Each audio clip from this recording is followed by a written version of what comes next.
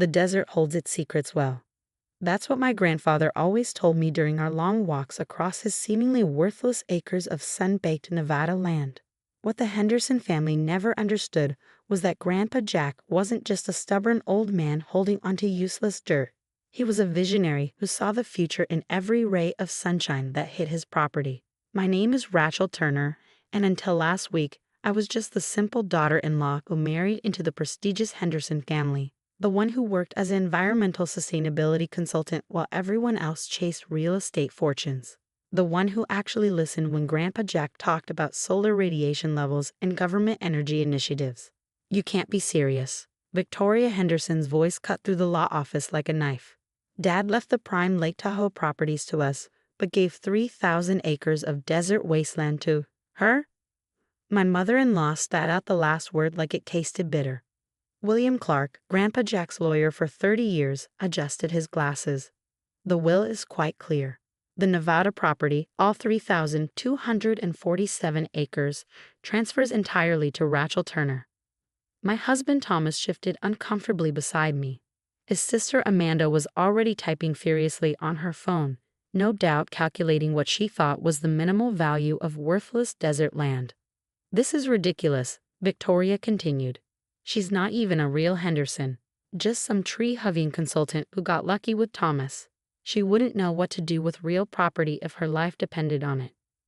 I thought about the folder in my bag, the one containing the preliminary proposals from the Department of Energy, about the satellite surveys showing my worthless inheritance had the highest solar radiation levels in the state, about the rare earth mineral deposits Grandpa Jack had quietly documented over decades. Rachel, Thomas whispered, maybe Mom's right. What are you going to do with desert land? We should sell it to the family for a fair price. A fair price. They had no idea what fair would mean in about 24 hours. Actually, I said quietly, I think I'll hold on to it. Grandpa Jack was pretty specific about wanting me to have that particular property. Victoria's laugh was pure condescension. Of course he was specific. He was going senile at the end. Probably thought he was doing you a favor, giving you anything at all. I remembered my last private conversation with Grandpa Jack, 3 months before he passed. We'd been standing on a ridge overlooking his desert property, watching the sun set in a blaze of orange and red. The world's changing, Rachel, he'd said, his voice still strong despite his illness. People like Victoria, they see wealth in buildings and water views. But the real future?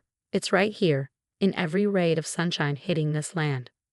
He handed me a thick envelope that day. Don't open this until after the will reading. And remember, sometimes the best revenge is letting people think they've won.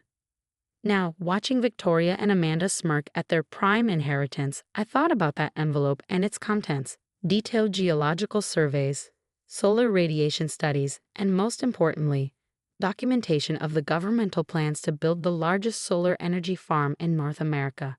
Well, William Clark continued, there are some additional documents to review. The Lake Tahoe properties come with certain obligations, maintenance costs, property taxes, environmental compliance requirements. Victoria waved her hand dismissively. Yes, we know how to manage premium real estate. Unlike some people. She shot me another withering look. I pulled out my phone, checking the time. In exactly 18 hours, the Department of Energy would announce its solar initiative plan. The plan that would reveal my worthless desert land was the prime location for a $2 billion solar energy project. Rachel, Amanda said with fake sweetness, if you're worried about managing the property taxes, we could take it off your hands. Say $500 per acre, that's generous for useless desert.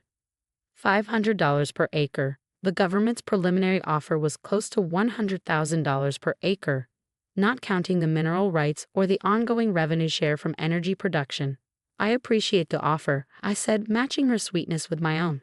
But I think I'll try my hand at property management. Grandpa Jack taught me a few things about the land. Victoria's eyes narrowed. Did he now?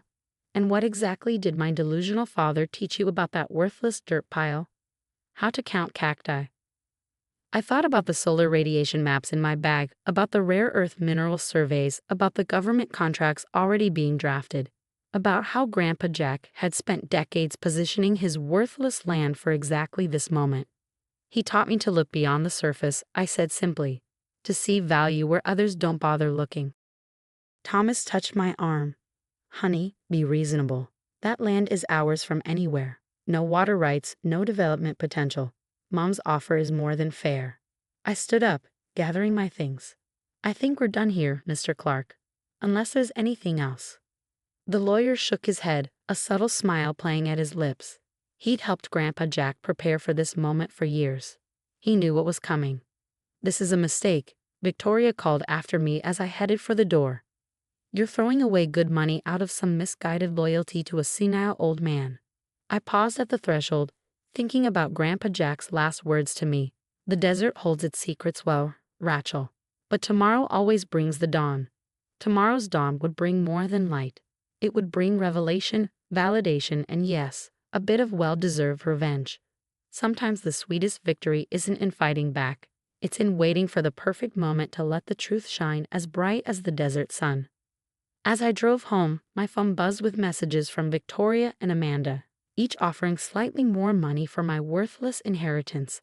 I silenced the phone, smiling as I thought about the press conference scheduled for tomorrow morning.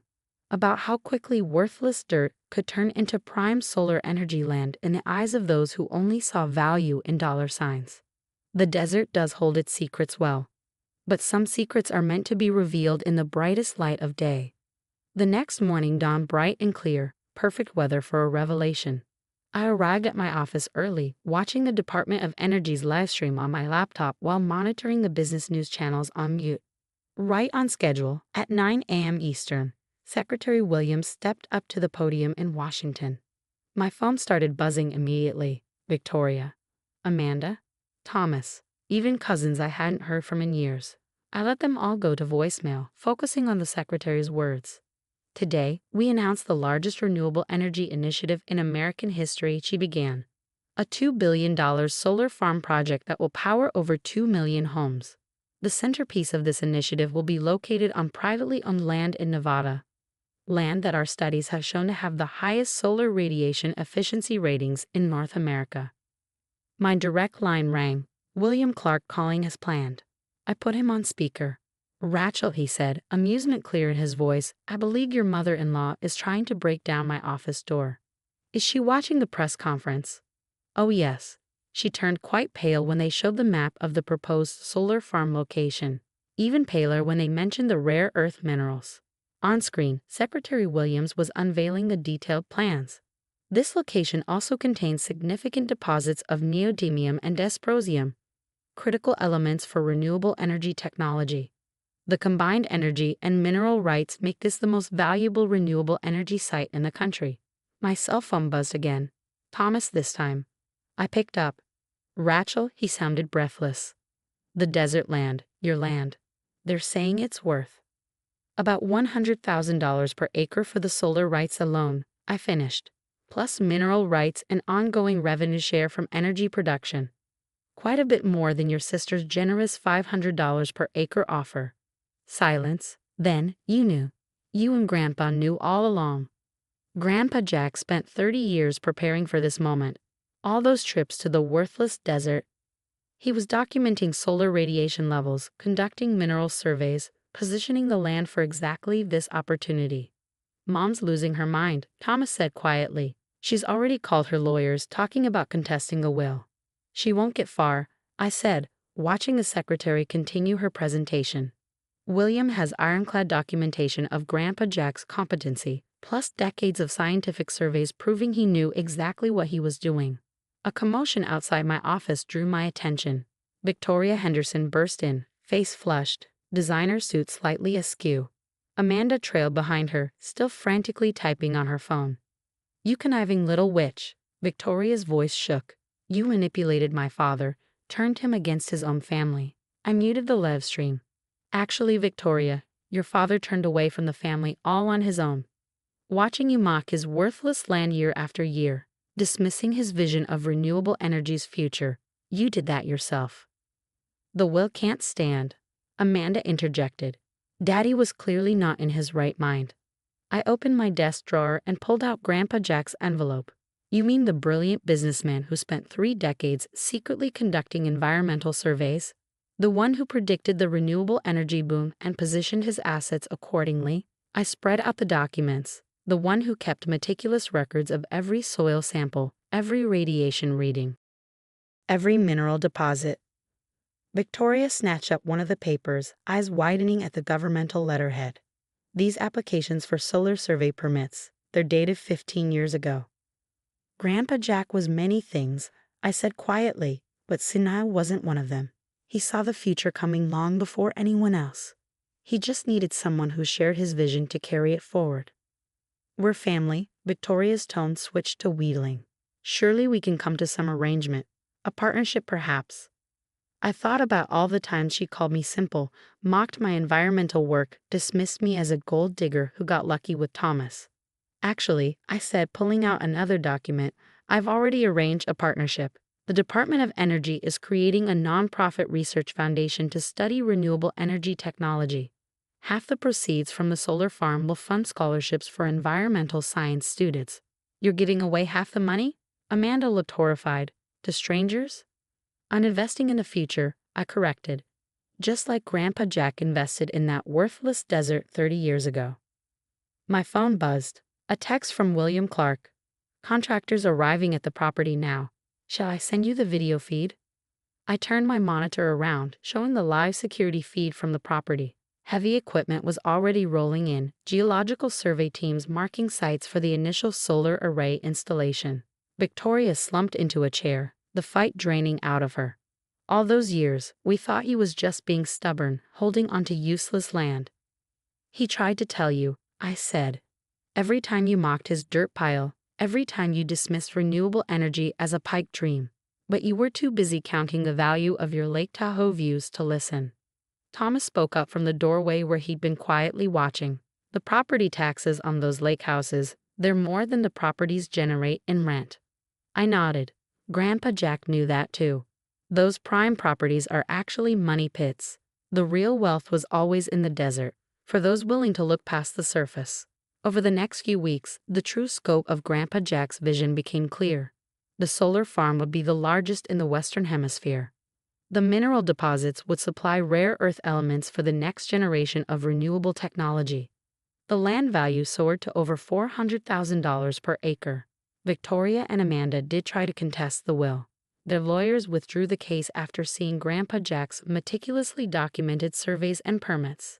The press had a field day. Solar Visionary's grand plan revealed, and desert gold. The future of green energy. I kept my office simple. But I did hang one new item on the wall. A photograph of Grandpa Jack standing on his worthless desert land, smiling at the setting sun. Below it, I framed the last note he'd written me. The future belongs to those who can see the value in tomorrow's sunlight. Some will call you simple for believing in that future. Let them. The desert knows how to keep its secrets until the right moment. The Henderson family's Lake Tahoe properties were sold within a year, the maintenance costs proving too high. Victoria still won't speak to me, but Thomas has come around, even joining the foundation's board to help guide its renewable energy initiatives. Last week, I stood on that same ridge where Grandpa Jack and I had our last conversation. But now, instead of empty desert, I saw fields of solar panels stretching to the horizon, capturing the sunlight he'd valued so much. The land wasn't worthless. It was just waiting for the right moment to reveal its true value. Sometimes the best revenge isn't in proving people wrong immediately. Sometimes it's in letting them dismiss you, underestimate you, mock what they don't understand. Because when the right moment comes, when the sun finally rises on the truth, the realization of their own blindness is worth more than any amount of land. The desert does hold its secrets well. But when those secrets are finally revealed, they shine brighter than any lake view ever could.